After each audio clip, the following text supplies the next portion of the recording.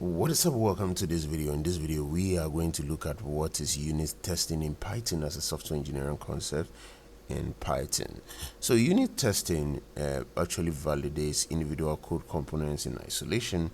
In Python it means testing specific functions or methods to ensure they work correctly before integration. And this approach actually helps catch bugs early, reduces debugging time, and prevents issues from spreading through your code base. Unit tests also serve as a documentation and enable confident refactoring.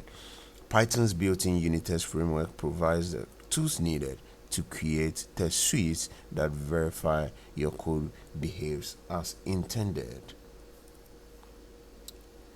So what is Python's unit testing, the frameworks and its best practices? So unit testing frameworks involve the unittest, which is a built-in framework with class-based tests, also very popular in Python.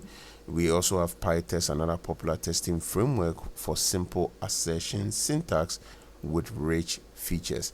We have doctest, also very popular for testing embedded in documentation. So for the best testing practices, you create focus tests with clear names. You have to maximize code coverage across execution paths. You need to keep tests independent to prevent dependencies, and also use fixtures for common setup or tear down operations. Thank you for watching this video. Let's move to the next video in the playlist.